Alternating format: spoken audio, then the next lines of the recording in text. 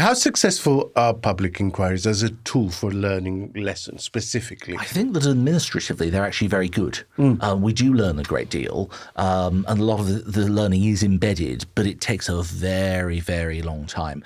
And the main problem and disadvantage is that people have often stopped caring about the issue by the time the public inquiry reports. I mean, Iraq is a classic example of that.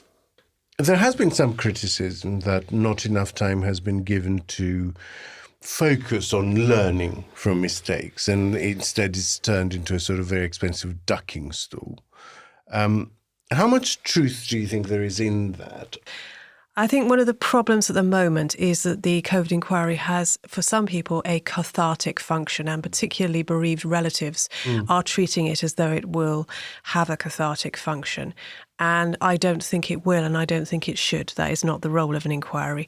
We have not, adequately, memorialised the COVID pandemic and really thought about it yet in a very intelligent way, I think. But I'm not sure that the COVID inquiry is going to do that. And the fact that it doesn't report until 2026 isn't going to help. I think there will be an interim report on Module 2, right, which is the main decision-making thing. I think it sort of issues draft things as it goes. That's the idea. I think there's a strong impulse, which I completely understand, for particularly, as I say, from bereaved families, to want the inquiry to point out what an inadequate Prime Minister Boris Johnson was. And I get that. But that is only going to take us so far in terms of recommendations. Now, will it improve the way we respond to the next pandemic? I'm not entirely convinced it will. And I'll actually tell you why. There will be useful things to have been learned. But one of the important things to remember is that COVID was not especially lethal by the standards of most pandemics. Right. The Black Death killed a third of Europeans. Many other pandemics have killed many more young people than COVID did. It also came at a time in history when many, though by no means all jobs, could be done remotely. Shopping could be done remotely. And when people expected the state to be able to treat them when they became ill.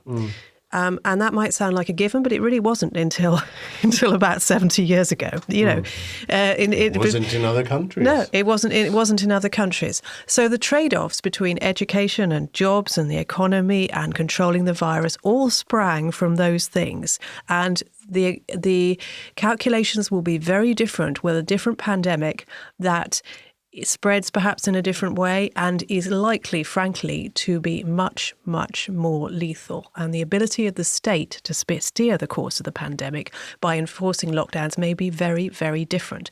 Let's face it. Had COVID been more lethal, you wouldn't have had to enforce lockdown. People would just been too scared to go out.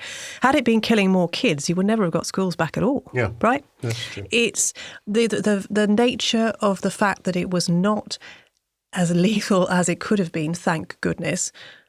It had a massive effect on the discussions about trade-offs that we're all now having. Seth, beyond specific personalities, how do you think our politics will come out of this inquiry? Is there a danger that instead of being seen as increased transparency, it just makes people even more likely to distrust anything that government says, now that we got a glimpse at the sort of shit show that was going on in the background? I think the emphasis in that question is on even more likely, because we've already had years, if not decades, of mistrust of politicians. What I would say is don't underestimate the scope for some people to come out well from this inquiry. And specifically, I'm thinking of this being quite a useful rejoinder to the Michael Gove point about how we've had enough of experts. No, I think actually we really want to hear the experts here. Where some of these evidence sessions have been really informative, or where the experts were disagreeing. And that's what they're supposed to be doing. They're supposed to be comparing evidence and methodologies and approaches and seeing what is the best way forward in public policy. And that's something we haven't seen in our public policy, I'd suggest, in quite a while. How will this change the way Whitehall is run?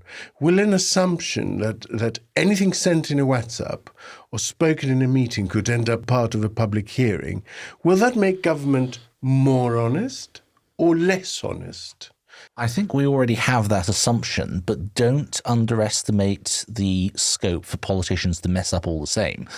I'm thinking of the parliamentary expenses scandal of 2009. And just for background, that was an FOI request from 2004. I know firsthand from working in Parliament during that time, every MP knew that their expenses had been FOI'd and that there was a very decent chance that this was all going to end up in the public domain anyway. But during that 5-year period, they still made those claims, which all ended up coming out in public. So do not underestimate how stupid our politicians can still be.